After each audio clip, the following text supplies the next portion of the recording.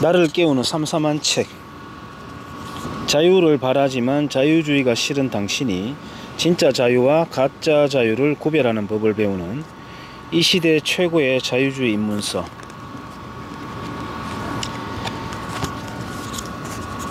33권의 책 소개 중 19번째입니다. 송복 교수의 통합, 누구와 어떻게 할 것인가 라는 책을 현진권에 의해서 소개가 됩니다. 통합을 외칠수록 분열되는 사회라는 제목입니다. 용어는 정확한 정의를 바탕으로 올바르게 사용되어야 한다. 그러나 우리 사회에선 감성적 어감을 바탕으로 사회를 혼란시키는 용어가 판을 친다. 사회통합이란 용어도 우리 사회를 어지럽히는 용어 중 하나다. 일단 사회통합은 좋은 어감을 주므로 누구든지 이 용어를 즐겨서 사용한다. 특히 모든 이념 진영에서 사회통합을 우리 사회의 중요한 과제로 얘기한다. 그러나 이들이 사회통합을 얘기할수록 우리 사회는 더 분열되고 대립각도 더 날카로워진다. 자신은 통합을 원하지만 다른 진영은 반통합 세력이므로 통합되지 않는다는 논리가 판친다. 심지어 대한민국을 인정하지 않는 종북 인사들도 사회통합을 내걸고 정의사회를 부르짖는다. 통합이란 용어로 인해 우리 사회는 더 분열되는 결과를 낳게 되었다. 이명박 정부에서 처음으로 대통령 소속으로 사회통합위원회를 만들었다. 이념, 소득, 지역, 세대 등으로 분열된 우리 사회를 사회통합이란 틀 속에서 해결해 보려는 의지에서 출발하였다. 필자는 이때 대통령실 시민사회 비서관으로 일하면서 사회통합위원회의 구성 및 운영 과정을 잘 보았다.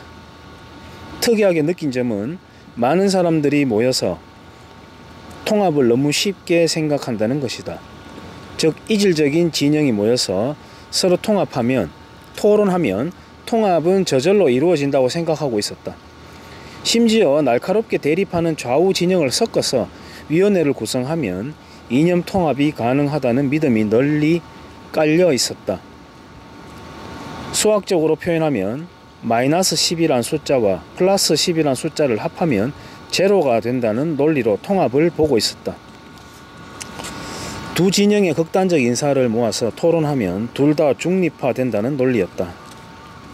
어쩌면 이명박 정부 때 중도 실용이란 전략이 나온 것도 통합에 대한 이러한 인식이 바탕이 되었을 것이다. 사회통합은 대통령의 언어다. 사회통합을 이룰 수 있는 유일한 인물이기 때문이다. 따라서 대통령이 통합에 대한 인식을 어떻게 가지느냐에 따라 우리 사회의 통합 수준이 결정된다. 박근혜 대통령도 조금 다른 용어를 사용했지만 사회통합을 얘기한다. 아마 미래의 모든 대통령도 사회통합을 얘기할 것이다. 결국 정치의 궁극적 목표가 통합이기 때문이다. 그러나 이처럼 중요한 통합에 대해 감상적이고 적흥적인 주장만 있을 뿐 정교한 개념을 바탕으로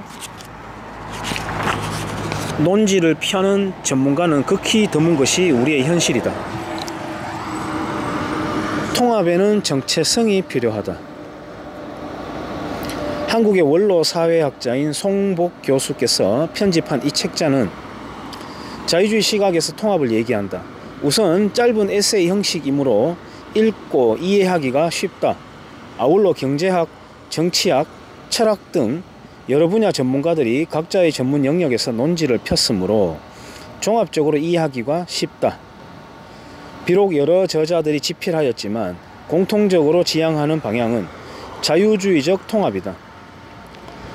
다양한 이념을 모두 합해서 뭔가를 만들겠다는 황당한 논리가 아니다. 그래서 시중에서 통용되는 논의와는 한참 달라서 처음엔 이해하기 어려운 면이 있지만 논리의 정교함을 따라가면 그 해안에 놀라게 된다. 우선 통합에 대한 정체성을 분명히 한다. 통합에 앞서 우리 사회의 정체성을 분명히 해야 함을 보여준다. 통합은 절대적 목표가 될 수 없다. 단순히 물리적 통합이 목표가 되면 사회의 정체성을 버리고 통합하면 된다. 대표적인 예로 통일을 들 수 있다. 우린 분단 국가에 살면서 통일을 얘기한다. 통일이 소원이라고까지 노래한다. 통일 자체가 목표라면 북한에 대한민국을 바치면 쉽게 달성할 수 있다. 그러나 우리가 바라는 통일은 자유주의 국가를 토대로 한 통일이지 자유주의를 버리면서 통일하자는 것이 아니다. 즉 통일의 정체성이 우선돼야 한다. 통합도 마찬가지다. 통합의 기본 정체성은 자유주의와 시장경제다. 이를 버리면 통합은 아무런 의미를 가지지 않는다. 그러므로 통합을 얘기하면서 배제 논리의 정당성도 인정해야 한다. 우리 사회를 분열시키는 진영은 분명 존재한다. 대한민국의 정체성을 인정하지 않고 북한 체제를 위해서 혁명적 사고로 살아가는 종북 세력이 대한민국에 엄연히 존재한다.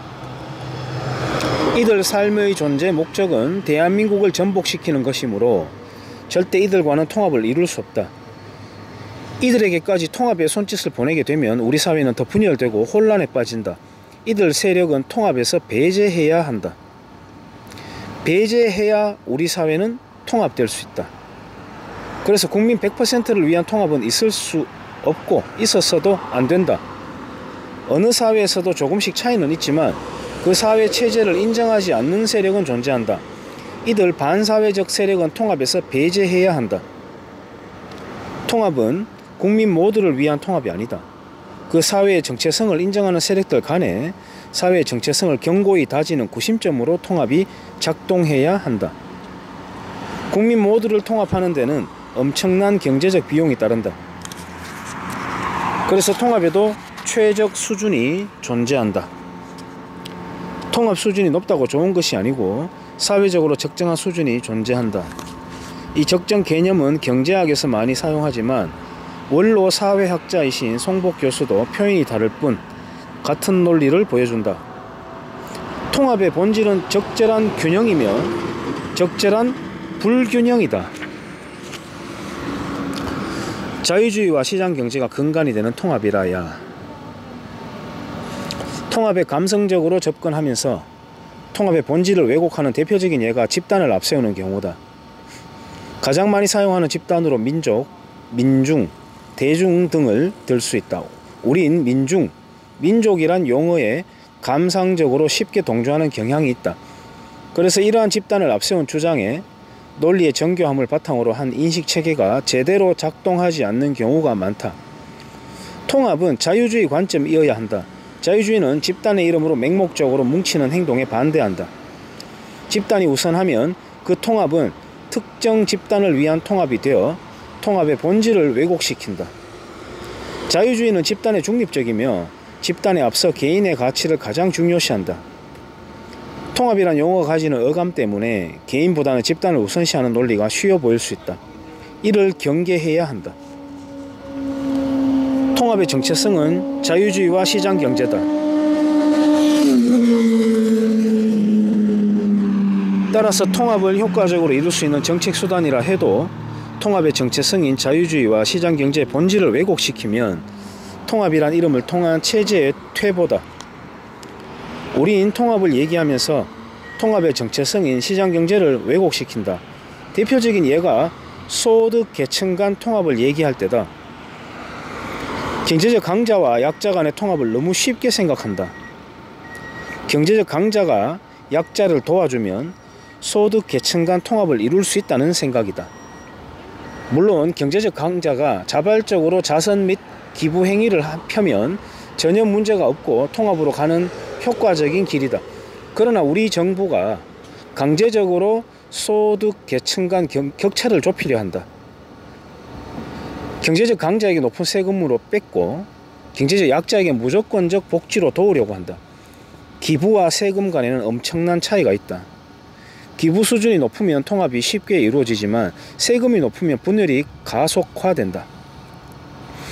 그럼에도 불구하고 통합을 관념적으로 생각하고 세금과 복지로서 통합을 이루려는 정책 노력이 정치권과 관료들 사이에 팽배하다. 빼앗아서 도와주는 정책으로는 통합을 절대 이룰 수 없다. 통합도 결국 경제 문제이고 잘 살기 위한 수단일 뿐이다. 통합해서 우리 사회가 좀 더 번영해야지 통합이란 이름으로 시장경제 구조를 뒤틀어 놓으면 경제 성장은 멈출 수밖에 없다. 빼앗아서 도와주는 정책으로는 절대 경제 성장을 달성할 수 없다. 사회주의 과정을 보면 항상 빼앗아서 도와주는 정책으로 대중들의 환심을 얻었고 결과적으로 모든 국민들은 빈곤의 평등만을 가질 뿐이었다. 단기적 정책으로 밀어붙이는 통합조급증에서 벗어나야 통합을 달성하려는 노력에도 신중함을 요구한다. 대통령 소속으로 위원회를 만들고 대통령의 권력으로 정책을 만들어 밀어붙이면 통합을 이룰 수 있다는 조급증이 발동할 수 있다. 통합이 중요하다고 생각하면 할수록 권력으로 통합을 밀어붙이려는 유혹에 빠지게 된다. 그러나 통합은 절대 몇 가지 정책을 통해 이룰 수 있는 것이 아니다. 쉬운 정책으로 추진할수록 통합은 멀어진다. 통합은 단기적인 정책을 통해 이루어지는 것이 아니다. 타인에 대한 신뢰, 제도에 대한 신뢰, 소수 계층에 대한 관용성 등이 뒷받침되어야 가능하다. 그래서 통합은 시장경제처럼 자생적 질서라는 주장까지 하고 있다. 통합이라는 목표를 정하고 단기적 정책 수단을 통해 정치공학적으로 달성하려는 사고로는 절대 자생적 질서 측면의 통합을 이룰 수 없다. 오히려 통합에서 더 멀어질 뿐이다. 통합처럼 얘기하기 쉬운 용어가 없지만 통합처럼 확실한 논리를 가지지 않으면 왜곡되기 쉬운 용어도 없다. 개인보다 집단의 가치를 두는 집단주의자, 대한민국의 정체성을 인정하지 않는 반체제 인사들은 통합을 얘기하기 좋아한다. 그러나 그들이 얘기하는 통합에는 미움이 있고 분열이 있고 싸움이 있다. 그들이 얘기하는 통합은 통합이 아니다. 진정한 차원의 통합은 자유주의를 바탕으로 해야 한다. 그러기 위해선 약간의 지적인 노력이 필요하다. 이 책자는 최소한의 시간 투자를 통해 통합의 본질을 이해할 수 있는 책이다. 어감이 좋은 용어일수록 그 용어에 대한 자신만의 해석과 주장을 준비해야 한다. 좌파들은 항상 좋은 어감의 용어들만 사용하여 대중의 인식구조를 마비시키는 경향이 있다. 특히 사회에 눈뜨기 시작하는 젊은이들에게 접근하는 용어는 부러울 정도로 아름답다. 아름다운 용어일수록 가시를 조심해야 한다. 장미 가시는 순간적 고통만을 줄 뿐이지만 그들의 가시는 한 젊은이의 인생을 망칠 수도 있다. 이 책자는 우리 주위에 있는 많은 대중영합적 선동가들로부터 예방주사 역할을 충분히 할 수 있을 것이다. 이상입니다.